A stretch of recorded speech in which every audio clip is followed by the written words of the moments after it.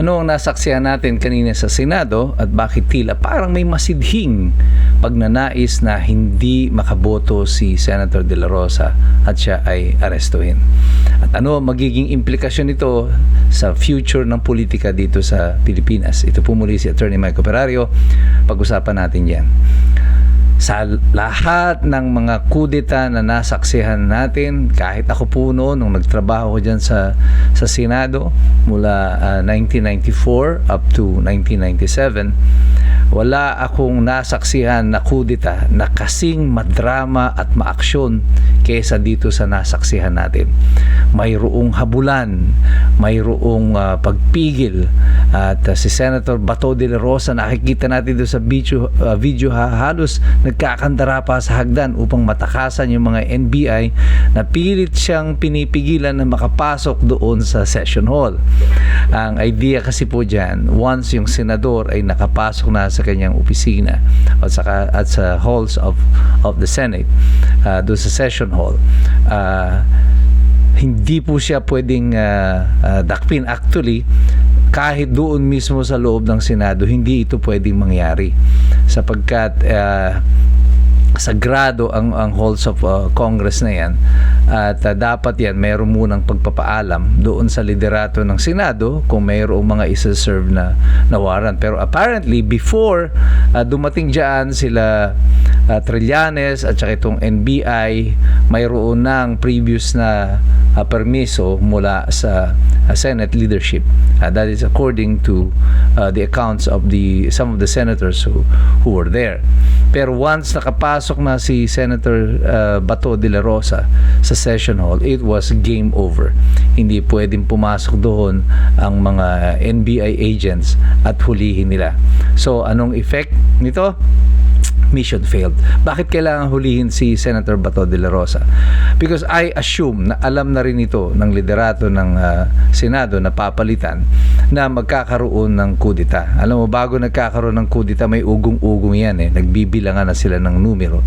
At alam na nila by that day na there will be a kudita. And there is a possibility that Senator Bato de la Rosa will vote, na boboto siya. At very critical ang boto ni Senator De La Rosa because ang sa Senado, kailangan mo dyan talaga ay 13 votes para ma-obtain mo yung majority. Hindi pwedeng 12 lang kasi pag 12, dead even kayo, mananatili si Tito Soto. So it was very critical na si Bato De La Rosa ay makarating doon at makaboto. Ganito kadrama po yung sitwasyon na ito. It was very urgent that he makes it, and he did. Salamat sa Diyos, nakapasok si Senator Bato De La Rosa, and when he made it inside the session hall, even yung mga NBI agents knew it was game over. Senator Tito Soto knew it was game over. Tapos na ang boxing at alam niya mapapalitan na siya. At ngayon na napalitan na nga ang Senate leadership, kanina diniscuss ko ito sa nauna ko ng video, maraming magaganap nito. Because now, it is very clear na yung impeachment, ala na to, patay na ito. Because with 13 senators voting, at ina-expect na ito rin ang boboto kung matuloy man ito sa may elevate sa Senado yung impeachment. Yung 13, more than sufficient. Kasi kailangan mo dyan 2/3 to convict. Ito majority most likely will side with Sara Duterte. Now, because of this possibility na hindi na talaga mai-impeach si Sara Duterte, malaki ang magbabago sa political dynamics ng Pilipinas.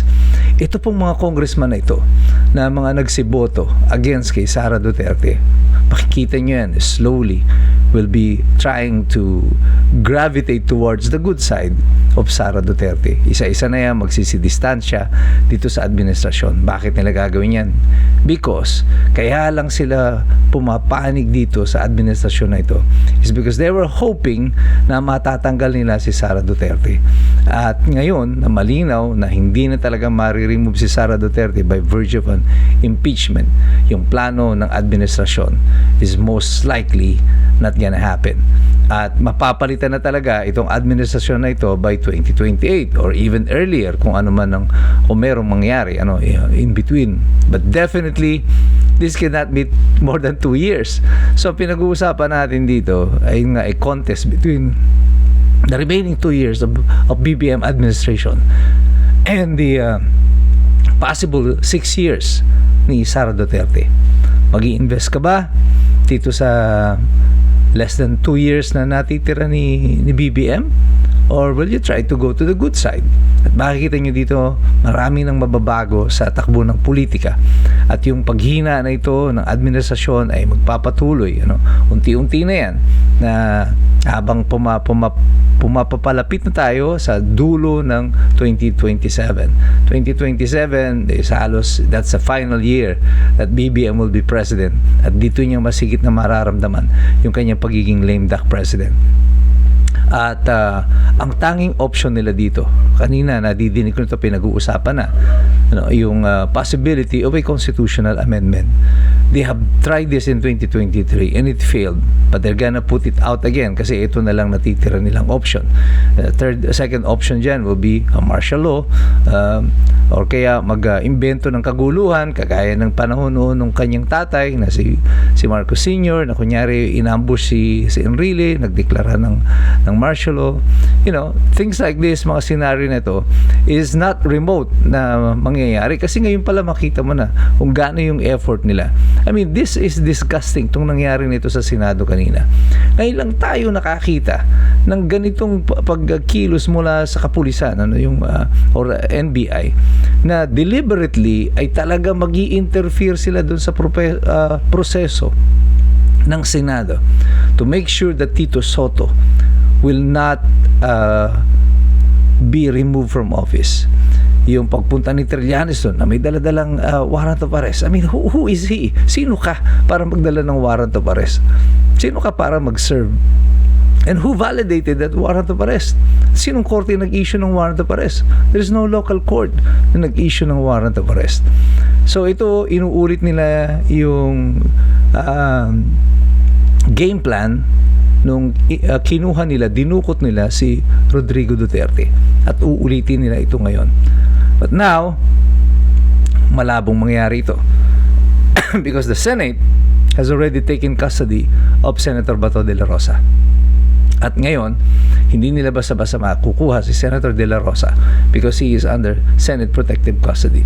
So we are hoping that the Supreme Court finally should come out with a decision on the petition challenging the legality of the arrest of Rodrigo Duterte because ito yung magiging gabay-batayan ng Senado at ng lahat pa ng mga mamamayan at ng ahensya ng gobyerno tungkol sa implementasyon ng mga foreign warrants ito na galing sa ICC, which very clearly is in violation of the Constitution at yung umiiral ng batas natin dito sa Pilipinas.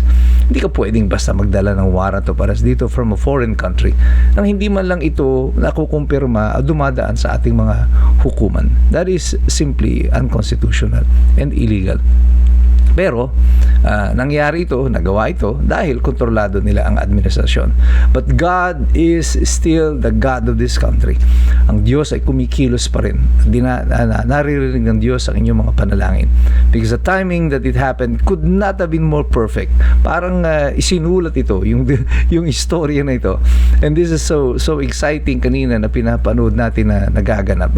Habang bumuboto doon sa House of Representatives para i-impeach si Sara Duterte, something is happening in the Senate upang naman proteksyonan ang demokrasya at ang karapatan ng mga mamamayan. So I'm telling you, even the administration today knows this. Alam na nila that this is game over for them. Tapos ang boxing dito. Sara Duterte will be president in 2028 or even earlier. And there's not a thing that they can do about it right now. Yung ginagawa nila matibag ng NBI, huwag kayong matakot dyan. Ito ay mga pagpipiglas na lang ng mga taong nalulunod. Pero tayong lahat, alam na natin nangyayari. Sapagkat tayong lahat, tayo ay nagmamasid, nakikilahok, nag-aaral. Kasi alam nating lahat, mahirap makialam ang taong walang alam. So God bless you. God bless us all. Mabuhay ang Republika ng Pilipinas.